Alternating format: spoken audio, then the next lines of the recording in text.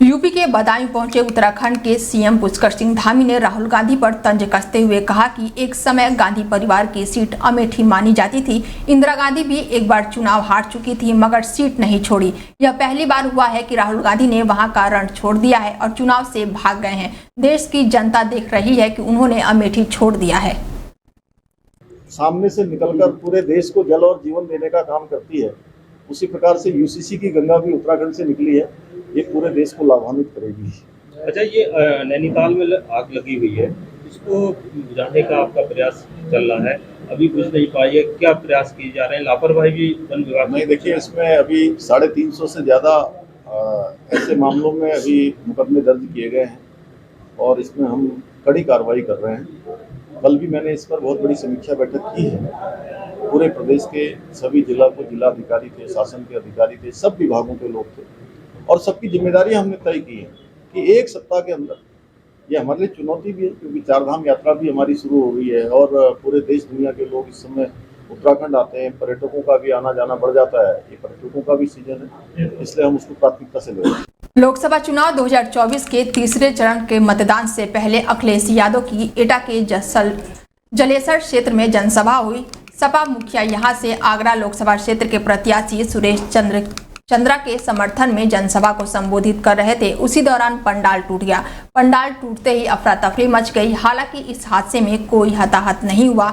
जलेसर से सपा मुखिया अखिलेश यादव की सभा के दौरान हादसा हो गया। सभा में आई भीड़ को देखकर अखिलेश यादव ने कहा कि मुझे ऐसा लगता है कि ये शहर इतिहास रह सकता है। अखिलेश यादव ने किसानों के लिए लाए गए 3 कानूनों पर भी बीजेपी को घेरा और कहा कि किसानों ने इस कानून का विरोध किया जिसे संघर्ष करते हुए कई किसान शहीद हो गए। भाजपा ने कोरोना की वैक्सीन बनाने वाली कंपनी से करोड़ों रुपए खाकर जनता के जीवन को जोखिम में क्यों डाला?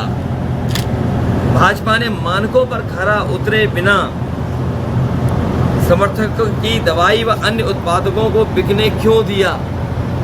तो ये ऐसे बहुत सारे सवाल हैं जो सच्चे सवाल जनता भारतीय जनता पार्टी से पूछ रही है। फिरोजाबाद में बीजेपी प्रत्याशी विश्वदीप सिंह के रोड शो में द ग्रेट खली को बुलाया गया। खुली गाड़ी के ऊपर खड़े प्रत्याशी के साथ द ग्रेट खली आकर्षण का केंद्र रहे। इस दौरान विधायक मनीष असीजा, महापौर कामनी राठौर और जिला अध्यक्ष उदय प्रताप सिंह भी खुली गाड़ी में खड़े रहे। रोड शो के राजा के ताल स्थित महाराणा प्रताप चौक से शुरू हुआ। इस दौरान लोगों को काफी जाम से जूझना पड़ा।